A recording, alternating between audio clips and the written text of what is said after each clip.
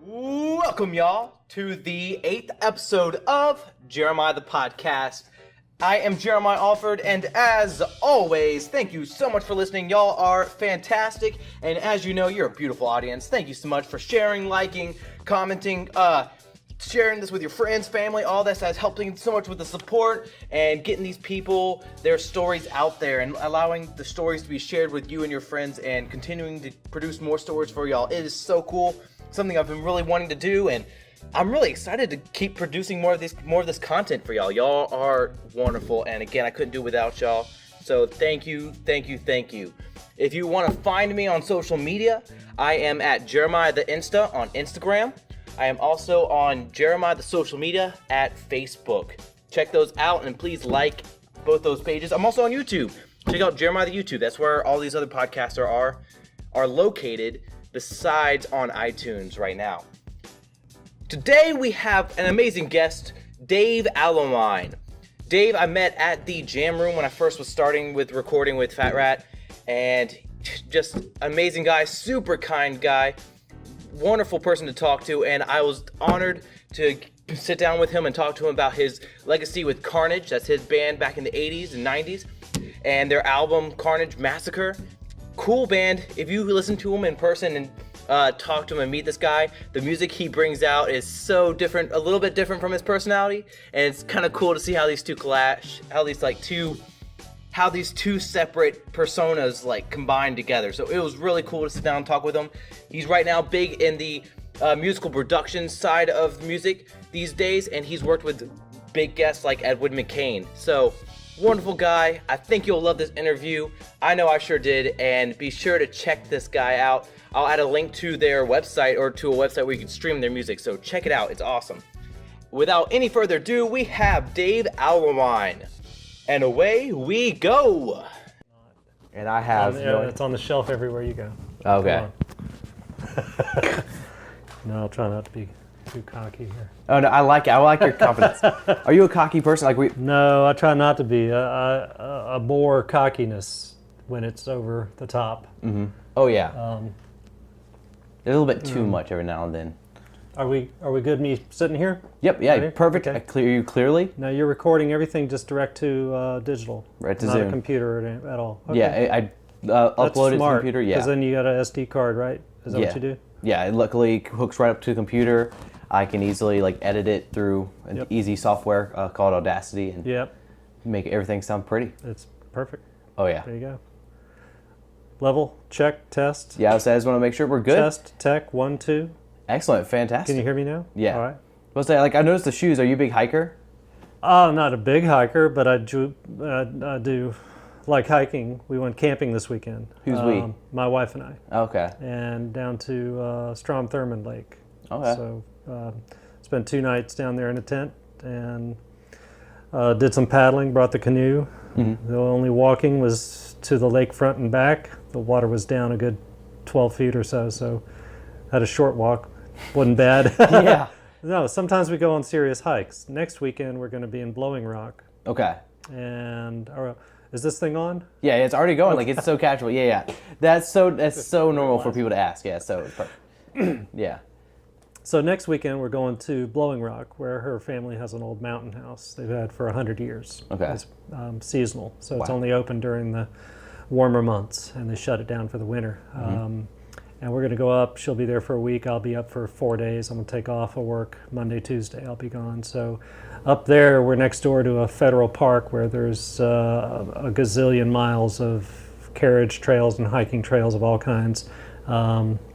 Some are more strenuous than others, and I like the challenge. So my wife and I are really into it. When a good trail is there, we're gonna hike it. So we'll probably spend a good bit of our time doing that, and the rest of it sitting in a rocking chair on the front porch of the mountain house. Just enjoying the quiet. Oh yeah. Because you're in the middle of the city of Columbia right now, and so I'm sure you constantly hear traffic. Well, maybe not in this place being so soundproof, but outside of here it's constantly traffic, and being a music studio, you're constantly hearing music, which is not always a bad thing. Right. How many bands usually come in through a day at the Jam Room? Oh, it varies. Just depends on the type of work that's being done. But for instance, today we haven't had any clients walk in the door, just engineers working on The existing mixing and projects. sounds, yeah. So Phil is in there now. We got another guy coming in. So there's our one band. Is a couple of the guys from a local rock band are coming in tonight to record some vocal and guitar parts. Yeah. So that'll be going on this evening over there. Tomorrow there's a 8-hour session with a local gospel group. Well, actually from Allendale. So they're traveling a couple hours to get here. Yeah. And then there's a session that evening. So on an average day, if we keep it booked the way we like, there's a couple of artists or music groups coming in. And that's in the A room. You know, the boom room's another story. Yes, I've booked as many as 5 different artists in one day for Fat Rat. Oh, he's always busy. I know. It seems like what you're kind of mostly doing these days is audio and technical stuff. Right. Is that mostly what people reach out for you these days, or? Yeah, a variety of different things. So whether it's technical in nature or just involves some aspect of audio, whether it's a recording or a performance, because I also do a lot of live sound production work. Yeah. We take out various PA systems set up for different events, and one of them's an upcoming festival in Casey on a Saturday in a couple weeks, and be setting up a stage to do that. Jay is organizing, working with the organizers and helping coordinate this whole event and making sure the productions go well. Yes. So a lot of pre-planning being done. He's meeting with them in the morning to go over that. So, and also as part of my job is coordinating all the different studios here at the Jam Room, the Boom Room, and the Fisheye Mastering. So I'm scheduling all the clients and their work that goes on in each of the rooms, plus the live sound productions. And also we're doing CD duplication. So I've got another guy coming in tomorrow to bring in various work that we're going to put on a compilation CD for him. And he'll provide that to his friends at his 50th birthday coming up. So, that's one of the projects is a band he's in that I recorded here as an engineer when I was about 20 years ago. What's the band called? Gasoline Dream. Gasoline Dream, okay. Hard rock metal. Yeah. Is that mostly the genre you work in, is the hard rock metal? Not really. I have had many years working with lots of hard rock, various rock bands and metal, and I've played in a metal band myself, Carnage. Yeah, and definitely going to talk about that. And I found myself just going in different directions for unexplainable reasons. Just when people cross your paths, they lead you in different directions. So I have my good friends up in Greenville to thank for that, and which has been great. They've kind of led me down another path to a greater interest in more Americana music, to give it a name, but more, as I call it, organic, more acoustic in nature. Not that all of it has to be acoustic. I think it's like bluegrass, maybe? Bluegrass is at the roots of a lot of that. Okay. Whether it's country or Appalachian or whatever, different facet of bluegrass or folk music. And so I found myself for many years now, I've been and become a huge fan of a variety of country music. Nothing that's on the radio, however. No Florida Georgia line for you these days? Just not a fan of what I call, and I've always called the Nashville formulated country music in a can. Yeah. I'm not impressed. Yeah. It's not sincere, it's not honest. It sounds like they're trying too hard to be country. Yeah, to be pop. Right. Yeah, be pop country, yeah. A lot of great bands, and I love Sun Vault is one such band, and we're so fortunate with Jay's studio starting up the Jam Room Music Festival 5 years ago. Yeah. That I've been a part of for that, and Sun Vault was one of the headlining acts. One of the previous festivals, so that was pretty incredible to have them. Justin Townes Earl, Steve Earle's son, his band was on stage for the first one, and that was pretty huge. How would you describe the Jam Room Music Festival? Like, what kind of atmosphere is it? Oh, it's really it's a very loose and casual atmosphere. There's because it's so well organized. Yeah. And we have the right people on staff and a good number of great volunteers, and so much of the planning is done in advance, and a lot of the details, there's always something that's going to pop up, but a whole lot of the details are worked out in advance, so we know what we're doing when the day comes. We're all experienced. Jay and I both have had years of experience in doing sound production for festivals. Him more than I, playing on stages so he's got that angle of experience. But because we work so hard to time the band's schedules, so there's two stages, and when one band finishes, the next band starts on the other stage. Okay. And back and forth throughout the day, to where there's no downtime. There's always a band playing. Yes. Give or take a minute or two. But that transition is very important. Yeah. We coordinate that pretty well, and I think that makes for a really great experience for the audience. It's very open to family. People of all ages come in, and there's a great variety of vendors. So you don't need to go far. It's right downtown on Main Street, a perfect location. Oh yeah. The acoustics are great. The time of year is great, so the weather has been great, except for one particular year when the big rain came. Oh, and it just flooded everything? It flooded the state. It was the 1,000-year flood. Yeah. So the festival did not happen as planned that year, but Jay did organize to have, I think, 2 or 3 of the bands play at another venue in town. That same day? Theater rooms. That weekend. Oh, okay. It may not have been that day. I mean, it was torrential flooding. Man. Couldn't.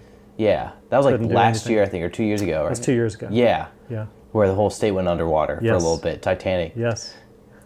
With situations like that, have you ever been at a working sound at a performance or the technical system for a performance and it starts raining? Yeah, oh yeah. What do you have to do at that point? I went to one and they just started covering with plastic bags. But is that one of the first things to do? You be prepared. You look at your radar and you don't know. Pop-up storms happen, but there was one in particular where I was running sound for a stage that I did using my own PA.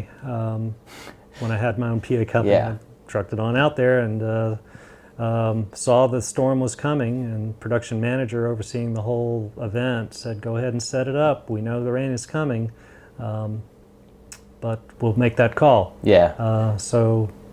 And you're definitely going to take care of your PA. The rain came. I was ready with a number of tarps and bags, and first thing you do is you take the microphones off, stick them in a bag. Turn the speakers face down so rain doesn't get into the speakers and destroy that. You make sure all your power's off first, and then just start throwing tarps on things until you can get to it and move it safely. Yeah, that actually happened at my first ever, music festival that I went to. It was a very low key. It was like a charity one up in Clemson area. I forget what it's called, but it was like a fundraiser event, and Doug McCormick played. Okay. And it started pouring down just in the middle of the set, or towards the end of the set. And it's like moments like those that you kind of remember the most, being a fan and stuff like that. Mm-hmm. Do you how many big music festivals have you been to, being that you're a big music fan and in the music scene yourself? Just attended to watch. Just as a viewer, as a fan. Oh yeah, on a local level, I'd say a handful. I've either worked running sound for a stage at St. Patrick's Day, which is the huge festival in 5 Points, and I did that for about 7 years in a row. And then for a few years, I'd go and watch. Now I stay as far away as I can from it because it's become something else. It's a whole different scene down there. It's a whole different scene. It's way overcrowded. It's not a lot of fun for me. Mm-hmm. Not that I'm getting old or anything, but it's just not my scene. Yeah, it's just not your style. Yeah. I like things like the Jam Room Festival is so great.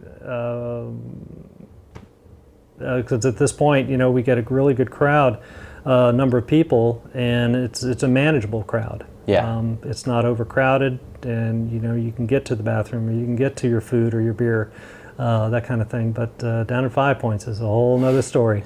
And there's different a different scene at festivals. So I don't really attend too many festivals. Most of the ones I'm going to seem to be those I'm hired to mix sound for a stage or a band or two, something like that. But I'd love going to concerts. So, and that's one of the things my wife and I love doing together. We've gone to some incredible concerts together, and I've been doing that since I was 14 years old. And still to date, the number one concert in my life was the first one I ever saw Who was in 1974. Is Yes. Oh, you saw Yes? At the Carolina Coliseum, which is The Coliseum. That was old still Coliseum, around. and saw Yes there twice. But the first one was exceptional. Nothing comes close, except for The Cure just last year. Oh, you mentioned that, yeah. that was another.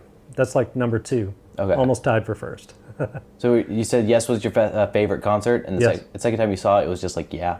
It was a different type of show. It was a different album, 1 or 2 different members, and it was just same venue, same Carolina Coliseum, and it was just as exciting. But it wasn't my first. Mm-hmm. I had no real idea what to expect going in to this, and it was pretty overwhelming. Has there been anybody you haven't seen yet as in a live performance or live concert yet? Yes.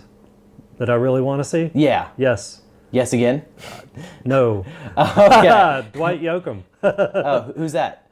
Country. Oh, of music course. Star. Is country really where you're leaning at these days? No. Coming from a metal or rock background.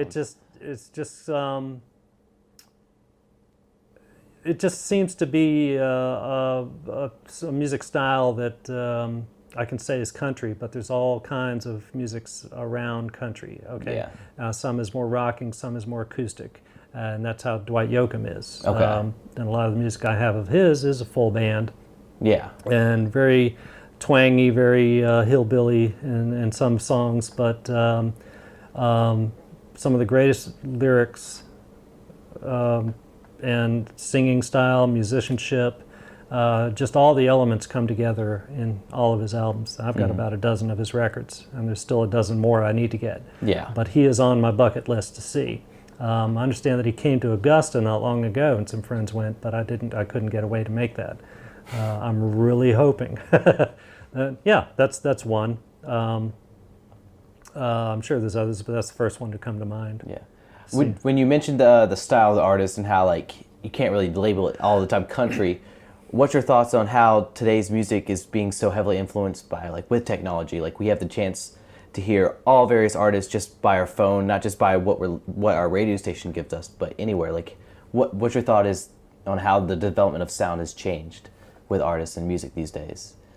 Well, that's a little uncertain about the question, but the development of sound, I think in terms of technology and sound quality, has and the options the number of options for creating a quality recording and releasing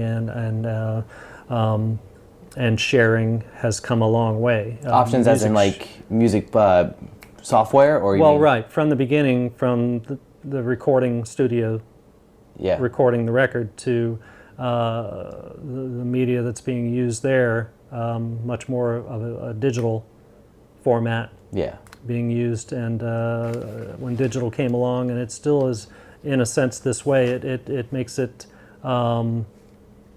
easier to do in a way, and many more options to edit and transform the sounds that are recorded into any kind of number of different sounds. So the sounds that I appreciate the most personally are those that are, as I use the word, organic, natural. An acoustic guitar that sounds like a good acoustic guitar, not like an amplified electric acoustic guitar, that sort of thing. So there's all kind of processing options available in the digital world to use in recording and mixing the music. So that's presenting a lot more of different options for bands and producers that want to do that. I'm hearing a lot more of that coming out of the little bit that I do listen to of Nashville country, radio, pop country, that sort of thing. And it's a lot more processed sounding than it used to be in traditional, as we call traditional country. Back to Johnny Cash, George Jones, and a lot of others, Ernest Tubb, and the like. So, but times change. We have to be open and adapt, and you don't necessarily have to like it. But I welcome exposure to, and I highly recommend it for everybody. Don't make all your final decisions on the one or few things you're listening to. Listen to a lot of everything. Expose yourself to things you never thought you would listen to. Yeah. And then you can really learn to appreciate much more and learn what you like. Yeah. I see an awful lot of people who are being told what to like, and they will do it. Being influenced is very easy. Yes. And it's easy to be influenced that way. A lot of today's youth is just turned on to the next thing that all their friends are into. So, as I was too. Well, happened to be Yes was one of those bands. But at the same time, it was also all these other different music styles, the hard rock bands, the traditional crooners, the Frank Sinatras, which I still love, all that style. So, Louis Armstrong and everything, from there to the other end of the spectrum. I love good classical music. It's essential to kind of listen to that sound. Not a big fan of the modern style of classical music. Yeah. But I consider classical music to be the Beethoven, the Brahms, and the greats. Yeah. There. But that's not where I'm focused on. Just that.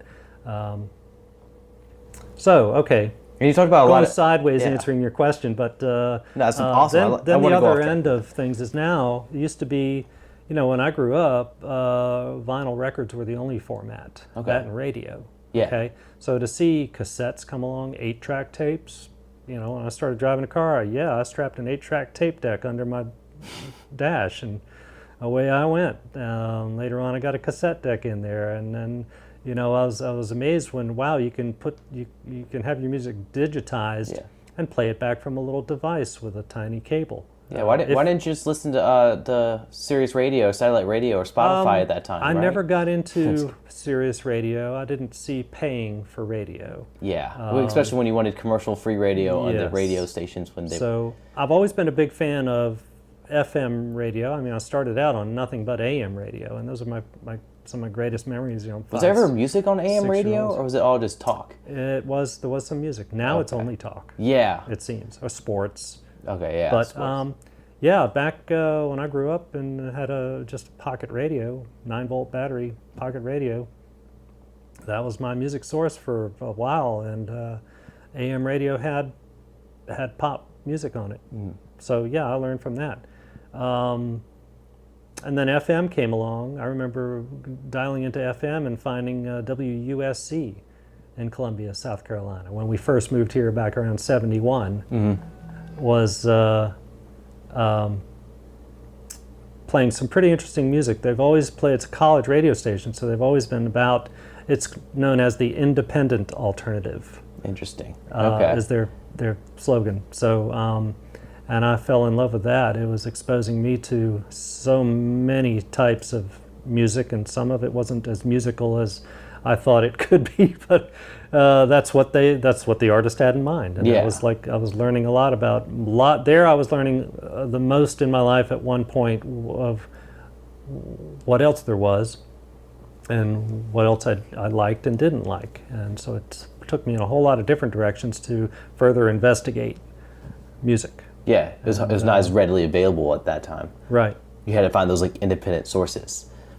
And I remember growing up, I was in the 2000s, but I know the biggest lie I ever heard on radio was, we're ad-free radio, and then next thing I know they'd be playing an ad. Yes. Right after that. I never understood that. That was just the most weirdest thing. That's just when I used to listen to 104.7 or 105.7. That's the bait to get you hooked and then reel you in. Yeah. Yeah, what started out as one station in town when it launched, I can't remember what the call letters were, the number, but it seems like they played a solid week of Elvis Presley. Interesting. And then they became something else. Yeah, they just changed because they're like, this isn't selling. Right into, Well, it may have been a total lure. Yeah, just to bring people there. Yeah. People in, period, because who doesn't like Elvis Presley? Oh, yeah, for real. Yeah. And I think that's how it rolled. It was something like, it was several days of the same artist. I think it was Elvis Presley. But I think then they became like a major rock station, which wasn't so bad either. Oh, that's a good transition then. Yeah, yeah. So my favorite stations in town are still WUSC, and then public radio, NPR. I try to support that, and there's a couple others that have been around that I dial in. There's a new hard rock station, play a lot of really hard rock, and didn't know about this until my son turned me on to this a few weeks ago. Yeah. I think it's 99.1 or something like that. Is it like classic rock, or is it actually it's more current? modern, current. Interesting. What's the sound like? Is it actually? It's variety. Sometimes they'll play like Soundgarden. Okay. Which is cool. Everybody should be playing Soundgarden right now. Yeah. But they should always play Soundgarden. You know, there's such great music there. It's hard to say. I don't dial in to the radio long enough. I might hear a song or two and then move on. Yeah. So I hear what a lot of unknowns to me. I don't necessarily recognize who they are as much as what it is a heavier rock sound than Fox 102 or any of the other stations in town are playing, except WUSC. Yeah. Which has like the dedicated metal show. Yeah. Metal Cock Radio is the name of it, I think. Yeah. So, and they played the Carnage record. Oh yeah. Speaking of Carnage, like that was like, okay. That was like your origin story into rock and roll, or was that your first band really? Or that was the only band that I'd been in that was seemingly serious enough to get into a recording studio and record it and release a record. Yep. And yes, at the time, self-titled, right? Yeah. Okay, yeah. I was listening to a few of tracks. Self-produced, self-titled. You did the audio on it, or the technical? I helped in some of the technical and some of the mixing duties, but for the most part, it was done at a studio out in West Columbia with the owner. Okay. And one of his guys helping out. But I lent my ears and my fingers on a few faders. Yeah. Did a little bit of EQing and some of the effects processing, helped set that up, that sort of thing. So I'm real pleased with the record, and it sounded fantastic. Put it out 30 years ago. Thank you. It's still like I was actually listening on the way here. I was like nervous because when you listen to other people's music, you're like, oh man, am I gonna like this? I was actually vibing out to it. It had, I hope this is not insult or anything, but it had like and I'm blanking on the name, but it's like it had like a Twisted Sister / who sings Tom Sawyer. Who's that band? Rush? Rush. It had like a Rush sound to it. Okay. I don't know. It was very like, I don't know. It was very... I can name a few other heavy influences. Really? What were some of your influences for that sound? Of mine and or the other guys in the band, it was primarily the music. Some of the music had already been, most of it was already written. Yeah. By the guitar player. And he had been heavily influenced by Richie Blackmore, guitar player for Deep Purple. Okay, yeah. Alice Cooper and his sound, his band. A little bit of Iron Maiden from the singer was kind of brought in. Danzig for the vocals as well, and a couple of tunes. Some of the more classic hard rock bands. There was some Led Zeppelin influences there, I'd say, but that's primarily what I saw coming out of some of those songs. And one was pretty much a blatant. Well, it was more than a nod. What was the song? Which one was that one? The song that it was that the influence came from was Deep Purple song. Yeah. Or no, it was Richie Blackmore's Rainbow. I'm pretty sure. The song is Kill the King. Oh, okay. I didn't get there yet. From their record. And they're very much influenced the arrangements in one of our songs on our record. I can't remember which one it was, but it might have been Omega Man. Oh, I did remember Might be that. the one. Yeah.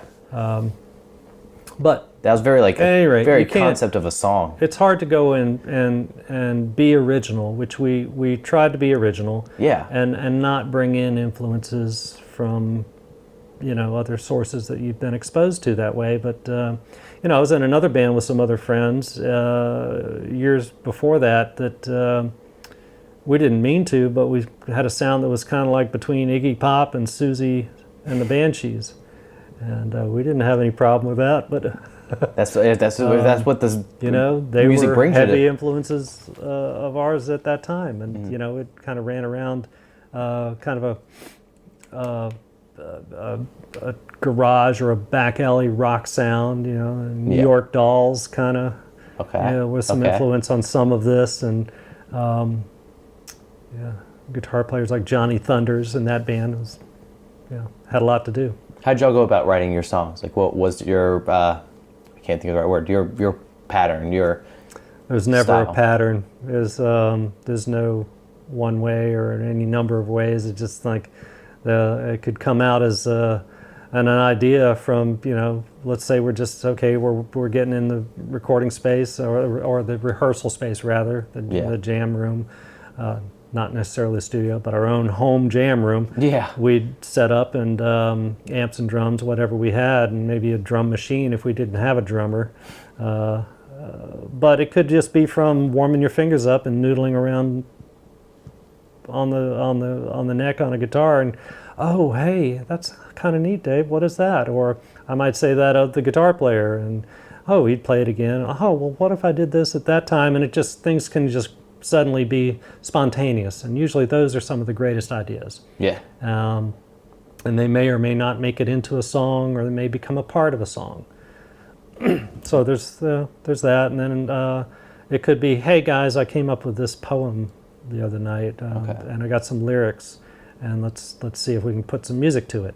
So coming from the other end, from the vocalist side, usually in many cases it's the vocalist who wrote the lyrics. Yeah. In our band, unlike Rush, it was the drummer. Yeah, so I know a lot of Neil bands. Peart wrote majority of the lyrics. So, and you get a theme in mind, and you just kind of go with it. And you let your mind kind of connect the dots. And yes, having the canvas right in front of you and throwing all the options at it and seeing what sticks a little bit. Yeah, very much. Let the creativity dictate the style or the sound. Exactly. With this in mind, what was y'all's vision when y'all first started creating the band? You were like, oh, we're gonna be rock stars, or were you like, oh, I just want to play music? Or what was your motives? What were your thoughts? Well, we each had our own ideas, and as far as Carnage goes, that band, I came into it invitation from Chip, who was the guitar player, and he and I had gone to high school together. I've known him since ninth grade.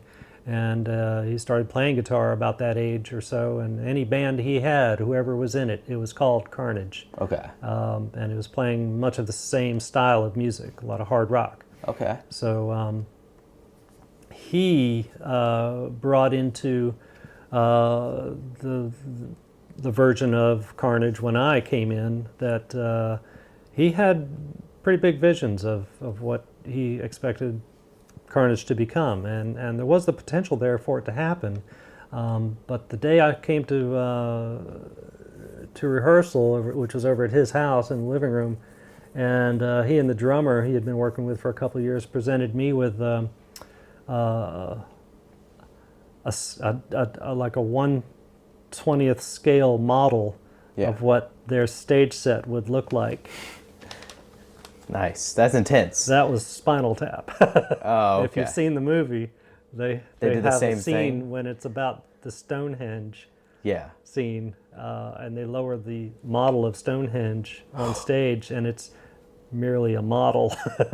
But this to me looked so much, and it just reminded me of that because it was a scale model of it. And in their minds, they had visions of grandeur. That's awesome. Yeah. And I went along with it for a while. Yeah. And I knew, I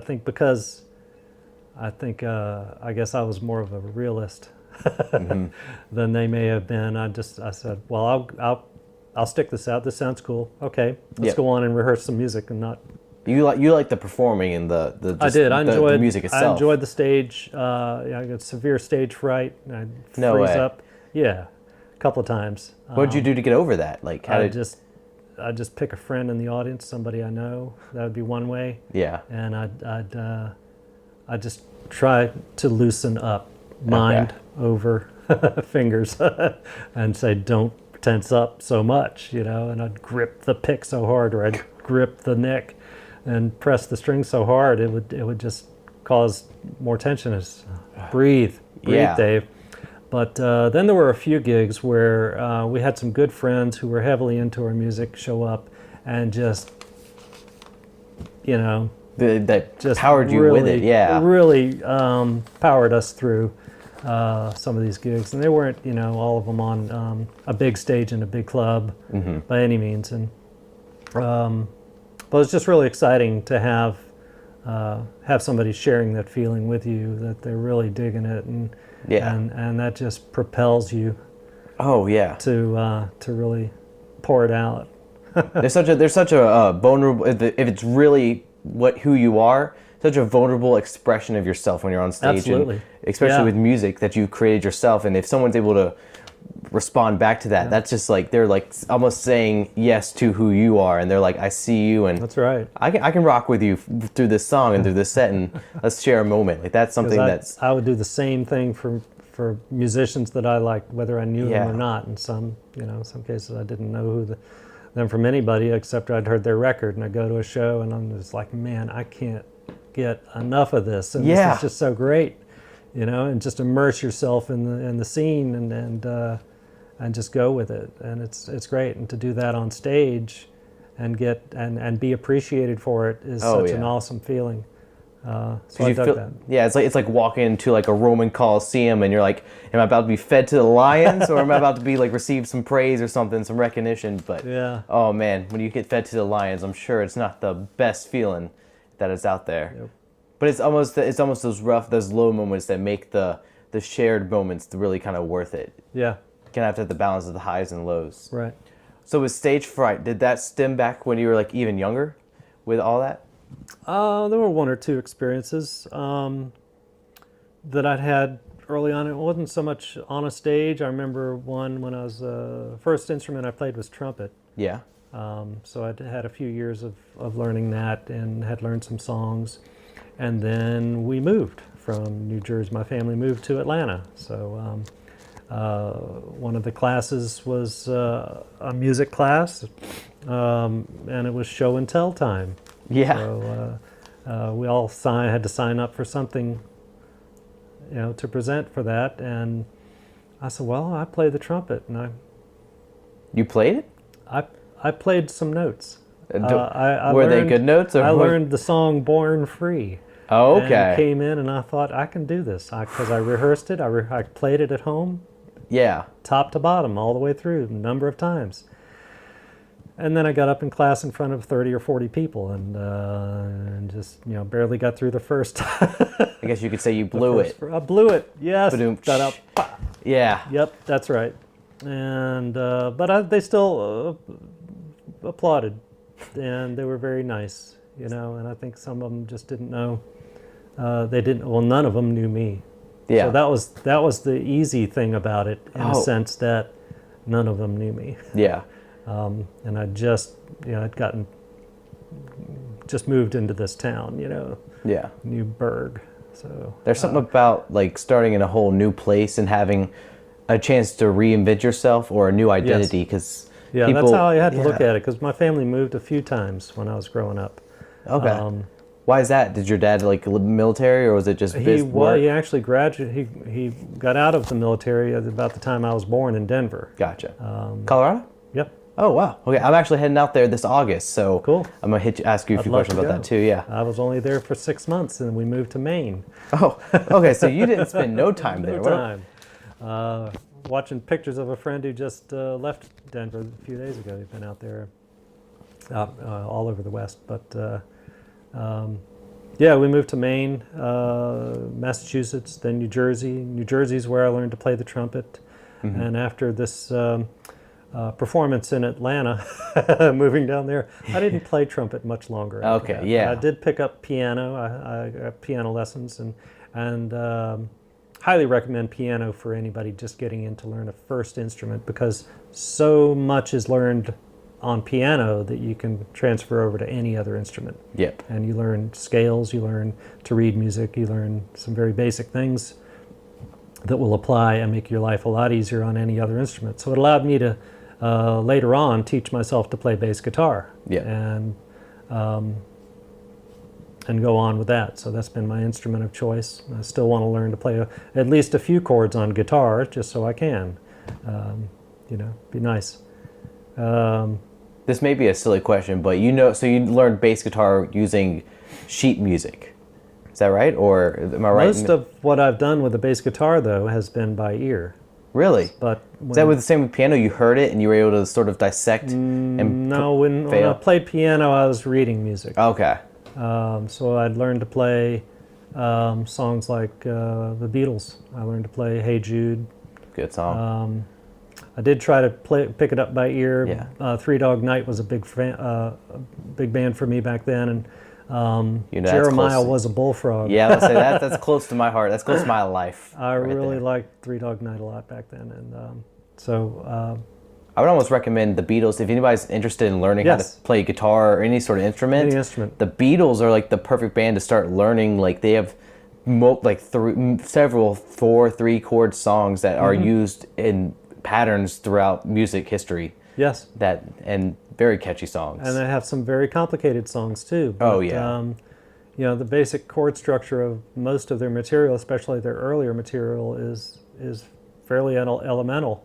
Mm-hmm. The harmonies. Vocal harmonies are something else. Yes. And they're quite unique, I think. And they're a fabulous band. I've loved following the Beatles all the way through, and never got to see the group live, although we were living in New Jersey when they played Shea Stadium. Ooh. I think I was 69. That must have caused mayhem in the city.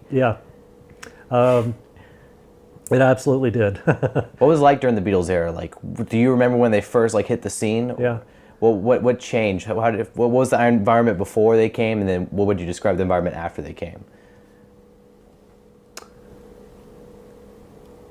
Oh, that's a hard question because I was fairly young. How old were you at that time? My thinking is when I first remember the Beatles coming on, I don't remember exactly the year, but I might have been 6 or 7. Oh, okay. So yeah, you were just becoming aware. Home, Meet the Beatles. He brought home their first record on vinyl. Wow. And 4 of us kids, mostly me and my brother, we were old enough at the time to operate the record player. Yep. Without tearing it up too much. But so he brought home a lot of records that led us in different directions. But he brought in the first 2 or 3 Beatles albums, that Rubber Soul, and he might have brought in the Revolver album, that or one of us picked it up. But I'm blanking. Who wrote Revolver? Who was that? Well, this is the Beatles. That was the Beatles. That was the Beatles? I'm gonna sound so dumb. Who wrote it? I don't. Oh, like who? Yeah, it was the Beatles that did the Revolver album. Wow, I'm gonna sound so dumb on this one. And the early, George Martin being the producer, he might have had some say in some of the writing. I don't know about that. I should know more about detailed trivia about the Beatles. But I looked at them as a complete songwriting package. I think they all wrote together. I think the real team that's most well known for being the 2 writers was Paul McCartney and John Lennon. Yes. So they tag teamed on a lot of songs together. Yeah. And I was fortunate enough to see Paul McCartney twice, and each time was. He's still a superstar to this day. Like I don't think he'll ever stop being. His band is truly amazing. Mm-hmm. He was one of the best bass players in the world. He was a big influence on me in deciding to learn to play bass. Yeah.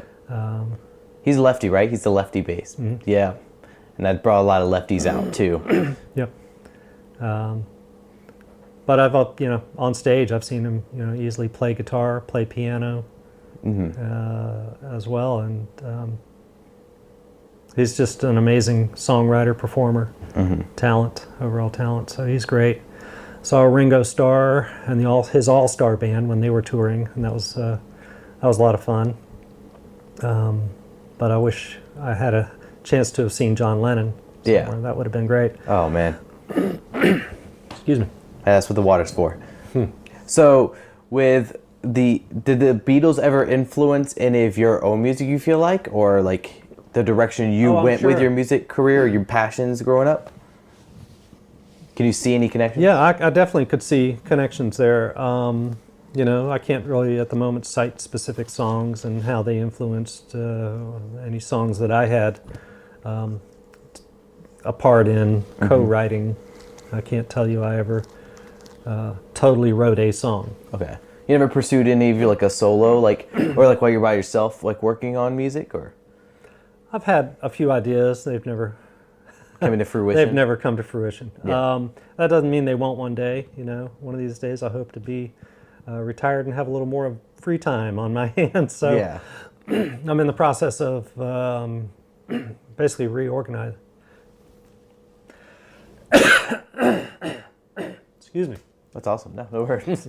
It's just gonna sound great. Oh yeah. Yeah. But doing my home studio. So, you have your own home studio? I've had my own room set up. I have a room that I now share with my wife as our office. Nice. So I agreed, and she has no problem if I wanted to bring a band in, but I've stopped bringing bands into the house to take over for the weekend and record drums in the living room and a full band. So I'm not going to do that anymore. I've got the jam room, so I'm going to use it that way. But I still have the ability to record a small group, and whether it's electric or acoustic or both, that could happen. I've got a collection of mics, and I've got now a totally portable recording rig, and where I was tied to a big desktop computer and a rack-mounted audio interface. I now have a laptop, my first laptop. I'm so happy. Just got a few weeks ago, and a USB portable interface that I can record enough tracks at once to do what I want to do.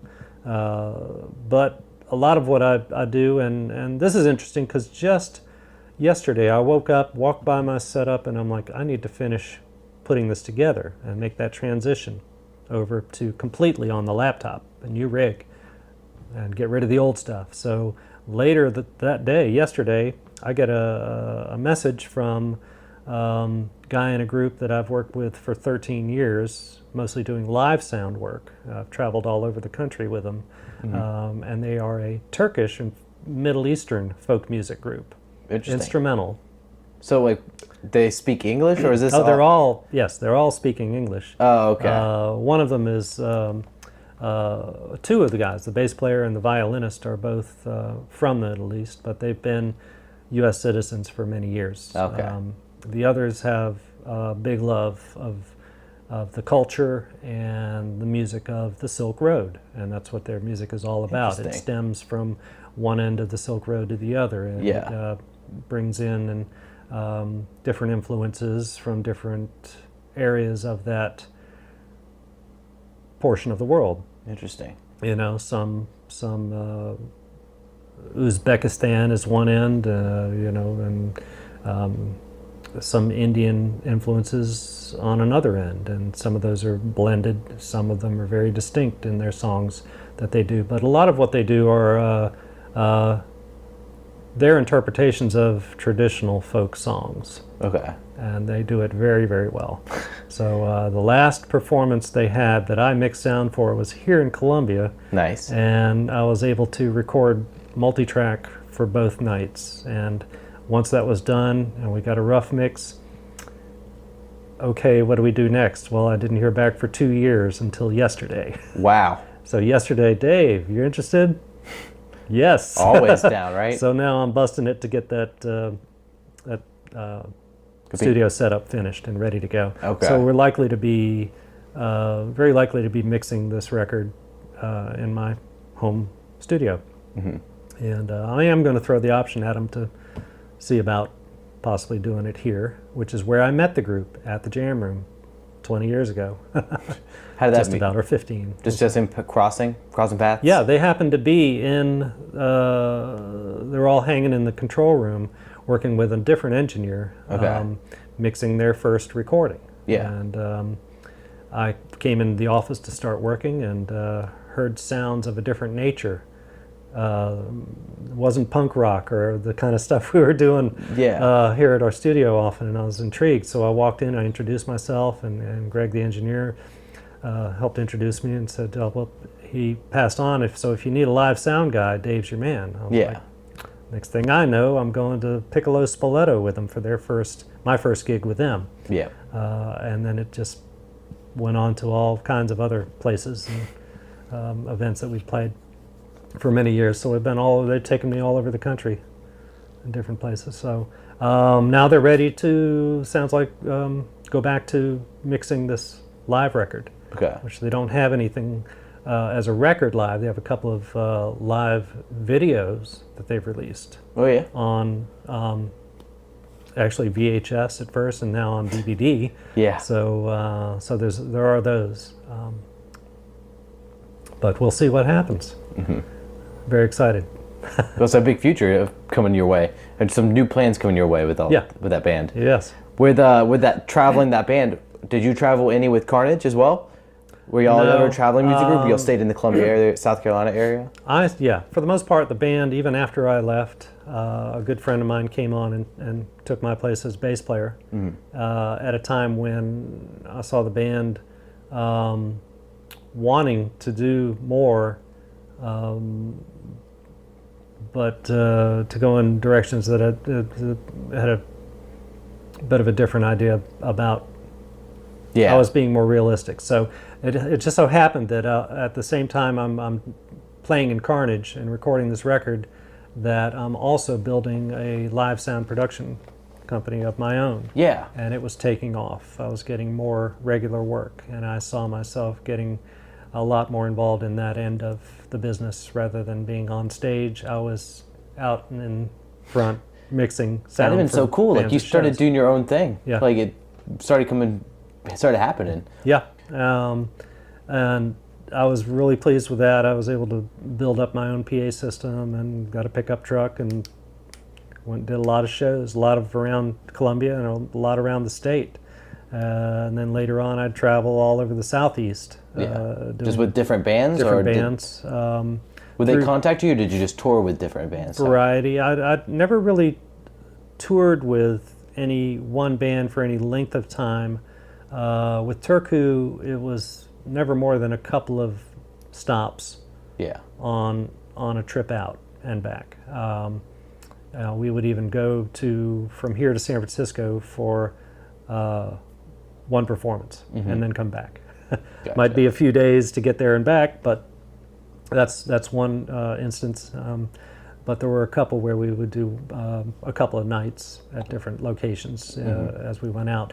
The only other time I went out for 2 weeks and did a run with Edwin McCain and his band. No way, Edwin McCain. From here through Alabama and up the coast to Nantucket Island and back. Was that? And 2 weeks. But I'd worked with Edwin and the group mixing, and we'd go out, do 1 or 2 or 3 nights here and there for a good couple of years. I did that. And really had a good time. I learned a lot. I learned that I wasn't cut out for life on the road. What's wrong with the life on the road? Well, as it was, I knew it could be better if I got to another level. Yeah. And Edwin got there. After I left, a big touring artist. Yeah, it didn't take much longer. Artist, yeah. But the different things about it. I got a little homesick. I missed my son, who was fairly young at the time. He's in Columbia, and I was not. So I wanted to be back home, closer to him and all my other friends and family. So I don't have a problem traveling, and I guess a lot of it was a lot of arrangements were kind of loose, we'll say. Yeah. Pre-production planning wasn't always done as it should be. So it made it kind of difficult. You get to a venue, you suddenly find out it's not what you expected. The system is not, or you didn't know anything about it. It turns out to be it's either great or it's not so great. Yes. And I've always took a lot of pride in being able to take not so great and make it work. Yes. Make it be all it can be. You'll squeeze every last bit of juice out of that lemon. Do your best. Yeah. Yeah. That's what I like doing. But to go out for long runs at a time, I didn't get into that. But I still like taking on a few nights out. That's fun. So with working with you, a technical specialist, with an artist at a different venue, what should the artist communicate with you, or what do you need to know from the artist or the venue before you interact? Let's say the artist is Let's go Edwin McCain. Like that was Edwin McCain. Okay, it's Edwin and a band. How many Yes. people are in your band? What instruments do they play? And give me an input list. like how many channels you're How many working channels with. am I going to use, and what kind of mics am I going to have to put on what, or direct boxes, and where are they going to be on stage? How many monitor mixes do you need, and Okay. what do you need in them? Yeah, is there any I special? don't need that much detail in advance as far as the mix required for the monitors. That's the kind of thing you dial in at the show when you have the luxury of a sound check. Yeah, right. Yeah. And you can, then I've gotten where I can work pretty quick to get that happen. And once you get the stage sound good and the artists are comfortable and they can hear themselves, then you generally get the house sound going. Okay. As long as the system is something decent and reliable, it's not going to short out on me or trip the breaker, Right, which yeah. happens. And it's a balanced system, and if it's somewhat adequate for the room, my first job is to EQ it, and flatten it somewhat, tune it to the room and the acoustics.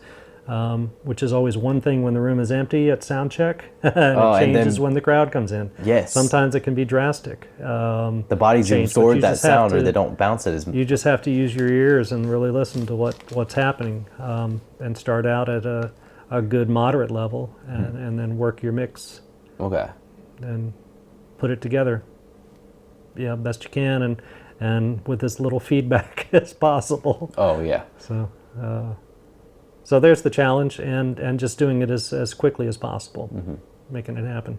And if you're talking about like having a good ear for the room, did you grow up with a good ear, or did you get it from your parents? Like were your parents musicians? My father, yes, I grew up watching him play and strum the acoustic guitar and sing various pop and country songs. He introduced you to the Beatles. I remember He introduced me to the Beatles, me and my brother, and my mother would listen to music. She wasn't so much of a musician herself, but she did early on play a violin. Okay. So she had that as a instrumental background. So my brother learned guitar, so we had that going on. And my sisters both liked music, and one learned to play piano quite well and sing. She's gone on to do some things with that. So basically, I mean, you're asking. Yeah, I was saying you must have had you're talking about your background. So your parents both were big in music and stuff like that. So you, Right, and to bring all that,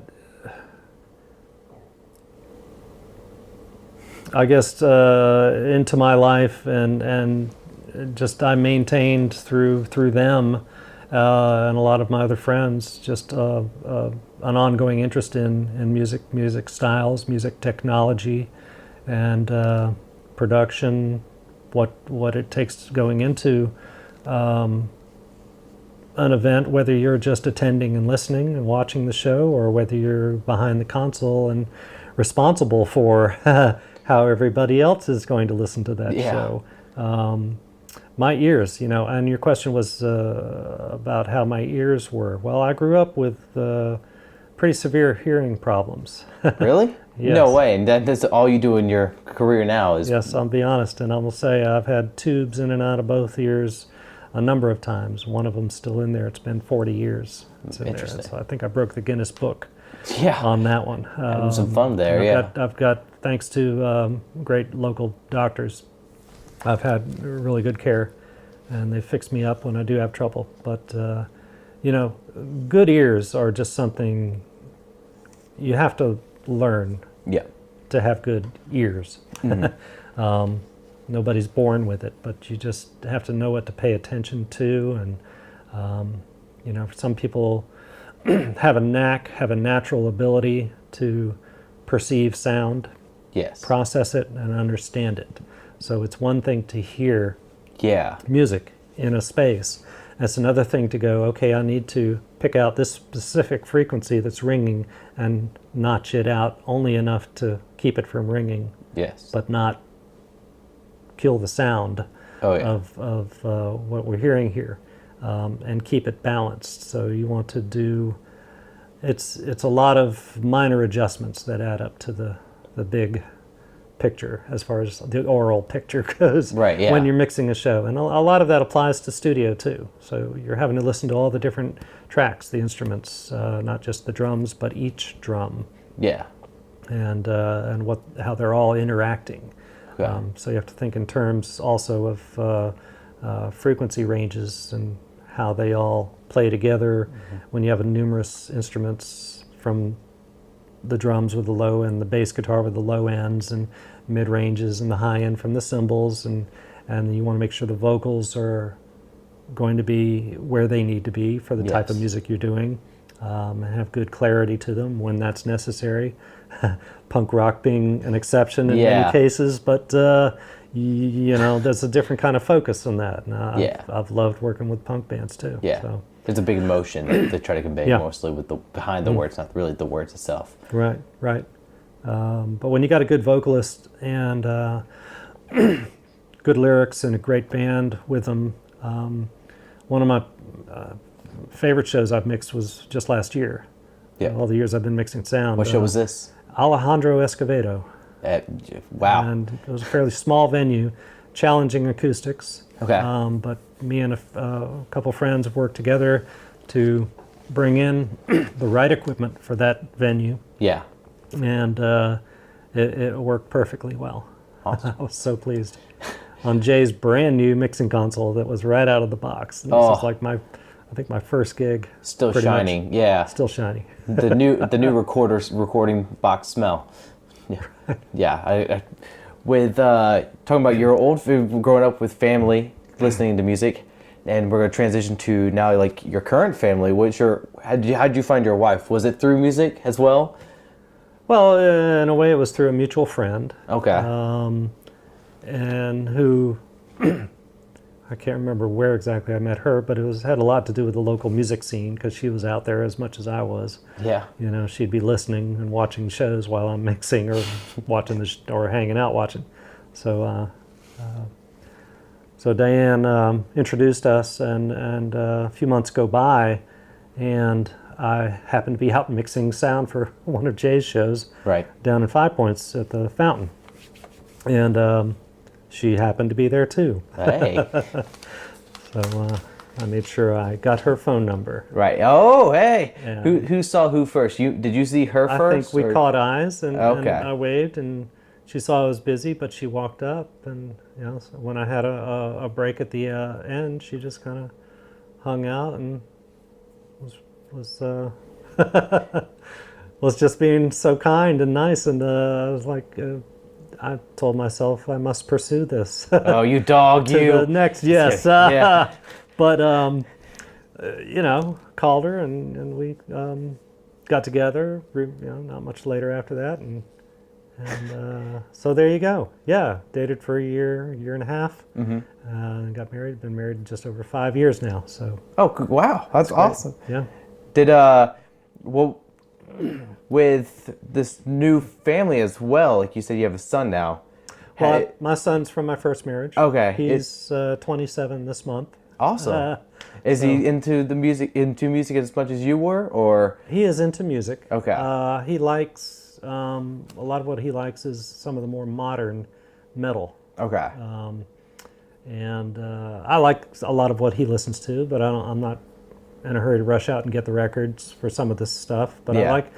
he's really impressed me with what he's into and his reasons why. And he's definitely listening to the music. He's not just hearing it. Yeah. There's a difference. He's not listening to the people tell him to listen to this. He's actually listening to them. He's made up his own own mine, and I'm like to think that I had somewhat of an influence on that. And so a couple years ago, I guess it's been 2 years now. Yeah. Judas Priest came to an outdoor concert up Wow. in Simpsonville, outdoor amphitheater. Yeah. And I took Trevor with me, and we went and had a great time. So Oh, you can't have a great time with this Judas Priest. and Steel Panther was the opening band, if you know anything about them. No, I do not know them. I didn't until a week before the show. But how they compare to Judas Priest? Like, what kind of sound did they bring? oh, their sound is it's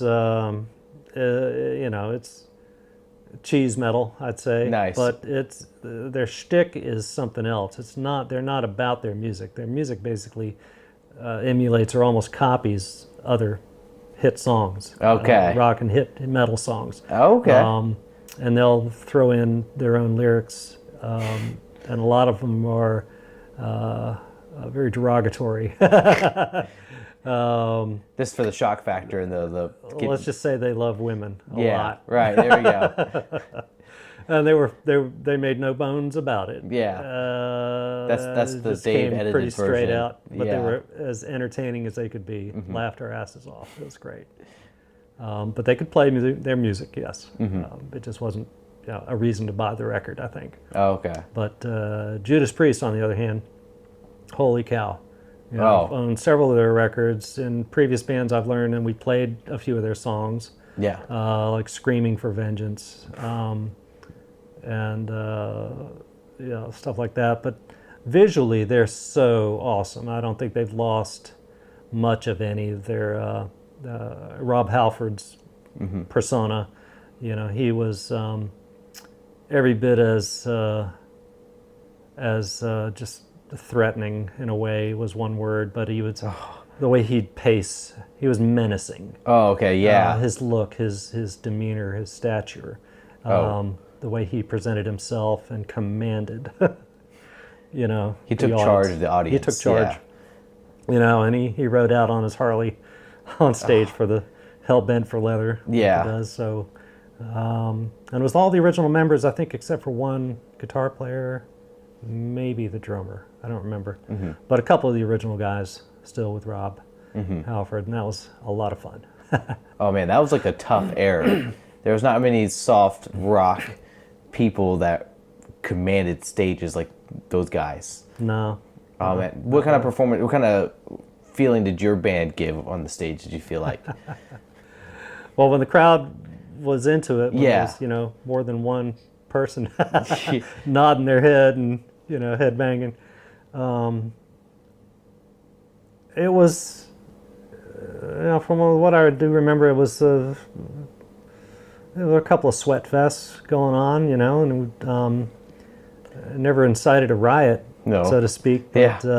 there might be a makeshift mosh pit, Yeah, we'll say. just a lot of energy. Yeah. Yeah, a lot of energy, for those couple of shows that I remember playing. I only, maybe did maybe 10 or 12 shows total that I played. So a lot more effort on my end was going into rehearsing and writing the songs, Okay. and then putting the arrangements together.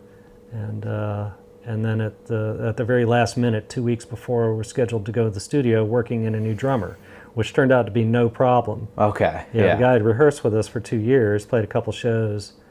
Suddenly he's nowhere to be found. Did you ever find out what happened to him? No, I never did. Oh, he's just still MIA to this day? I haven't gone back to look. Oh, okay. When I walked away to do my live sound work, I kind of let that go. I wound up mixing sound for one or two of their shows. They got a different drummer then and the new bass player. So, I was still friends with the guys and just wasn't really Gotcha. keeping up with what they were doing, except for Stewart, the lead singer. Okay. Who years have gone by, but I've run into once or twice over the years. And with the re-release of the Carnage album on CD now, I was Stewart's help. I was able to locate him up in upstate New York. Yeah. And he helped me make some decisions on how to proceed with. We're basically the only two members of the original group. Yeah, that y'all stayed in contact with. So we can't call ourselves, or I'm not going to call myself Carnage as a band anymore. That's something else. But with his blessing and some assistance, he helped write up the lyrics, which were never printed with the album, but we did have them put into the new CD release. So that's pretty cool. They're in the metal archives, or like that's at least what the website was looking at. Like I googled your name and Carnage, because there still is there's so many different Carnages that are out there. That's probably very popular. A band in Norway that's still current, still relevant. Oh yeah, that's the first band I heard, and it was like really intense screaming, and I was like, that doesn't sound like it would be like Dave's band. And then like I heard your song, I'm like, yep, that's what I imagine. Like I imagine like strength, but like not necessarily like screaming necessarily. Like there was passion behind like the sound, and of course, but a whole different vibe than I was expecting to hear from you when I first heard the Norwegian Carnage. But yeah, y'all are all over the Metal Hall of Fame or website, or metal catalog website, or archives, metal archives. Yeah, it's really cool. So I don't know if you saw that. I don't know that I've seen that myself. I've not done a lot of research on the band Carnage, just occasionally pull it up in Google and see what's out there at a glance. Yeah. But I don't spend a lot of time digging to see where we might have been known. I heard we were known well in Germany. Yeah, okay. Several years ago, I got through an email, I think is how this all happened. There was a writer from Greece, who contacted me and did a little. I sent in my story.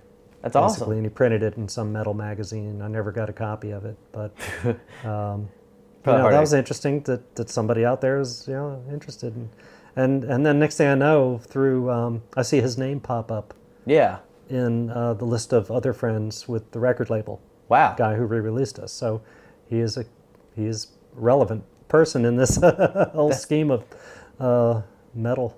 It's so cool how like something you did so many years back that you had passion for at that time, stuff like that, and even like left that project behind. It still follows you. Just chance of going through that door and taking that opportunity still followed you and presented some cool opportunities and chance for you to talk about it to that guy as well as me. Yeah, I was excited to hear about it. Exactly. It's and that's the coolest thing about life. Yeah. Is how one connection can lead you in numerous directions, and other it's just all the loose ends and how they sometimes interconnect and just cross, or lead you in one direction or another, or influence you in one way or another. And it's just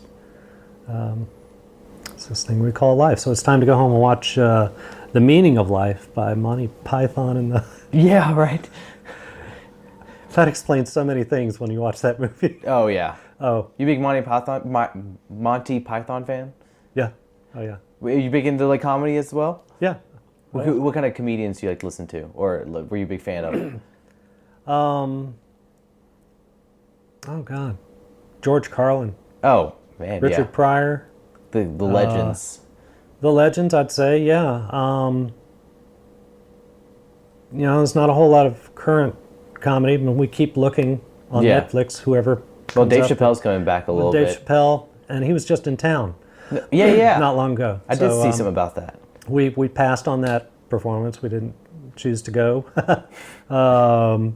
We can't go to every show. Yeah. But, other great comedians, and so much comes from Saturday Night Live. They really do. And the original lineup there, the not ready for primetime players. Steve Martin was more or less part of that. John Belushi, Gilda Radner. Just 2 nights ago, my wife and I were watching Young Frankenstein. So Gene Wilder. Oh man, I miss Marty Gene Feldman, Wilder. Madeline Kahn, Terry Garr, and all the others that are part of that. It's just so much fun. I've watched that movie 100 times. I'd watch it that many more. Oh yeah, they were. So, yeah, I guess a lot of my favorite comedians are from the past, and not that I'm down on current comedians or anything like that. Just I can't think of any who have lately come around and really blown me away. Oh yeah, I'm even starting to feel that way a little bit with like my own taste. Like I don't know. There's so many new things keep coming at you and there's so many new different foreign things that it's kind of nice to have those certain sounds or the certain people that you like to listen to that kind of bring it back home to you with what you like. Yeah. Awesome. Yeah. I appreciate you sitting down, talk with me. I must say I got to get going. I know you probably got to get going. And also, is there anything you want to plug or promote or anything with what you're doing now or anything future projects as far as that goes? Well, if nothing else other than the studio that we're doing this podcast in right now. Yeah. Promote the jam room. Plugs for the jam room and Jay Matheson, who put this together 30 years ago, and thanks to him for giving me a new home and coming back to work with him here, and Fat Rat Dazar and the Boom Room studio. So yeah, all of that. I'll say, and make sure you hit up, check out, just type in Carnage and Dave Alewine, and you'll find their website, their music. And it rocks. It really does. I'm a big fan of it. I'm probably going to listen again a few more times before I release this podcast too. And a message to anybody aspiring to get into the music. What should they do? Any messages? There are so many things I could hit on, so I'll think of one or two maybe, and depending on what end of music you want to get into, whether you're an aspiring songwriter, singer, and you want to come in as a recording artist and become a big live stage and recording sensation. There's so many avenues to pursue, but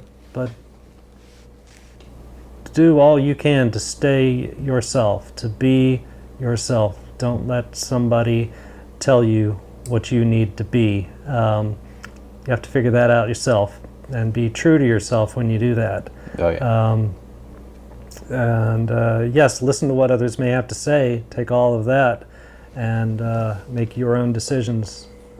But connect yourself with the right people to help you out, and learn the difference between those who are there to help you and those who are not. Yeah. Because that's going on. And then if you have an interest to be in the technical side of things as a recording engineer or even a producer or a live sound engineer, read and learn and understand what the basic fundamentals of sound and all the components that go together and how they work. And an awesome thing that Jay has started up is the Midlands Audio Institute. Yeah. Which he is the lead instructor on, and I've helped teach a few classes in too. And it's just an awesome thing for locals. And I had a call today from one from Greenville calling on behalf of her son, who was interested in coming to do the certificate program. So there's lots of opportunities out there, and there's on a college level, there's a variety of universities and colleges offering very professional courses that'll help get you up to the next level. But more than anything, expose yourself, immerse yourself in it. Don't be afraid to take on challenges that are way outside of your comfort zone, and that's where you're going to learn the most. Awesome. Absolutely, yeah. You may be somebody who's just into one style of music, but don't stop there. Get involved in all kinds and hear what's happening out there. It's a great big musical world. Yes, sir. Awesome. So put yourself out there. Yep. Expose yourself, Dave Alewine. Right. Just kidding. Thank you so much, Dave, and have a great one. Thank you too. All right, y'all. Thank you again so much for listening to this last episode with David Alewine. Y'all are fantastic. Be sure to share, and let's spread the stories around and continue drawing attention to these amazing people so we can help support them with whatever their endeavors are. Stay tuned for our next episode on this Wednesday with my good friend David Lockwood, a film director from SCAD, and fun times we have ahead for us. So please stay tuned, and we'll see you Wednesday. Peace!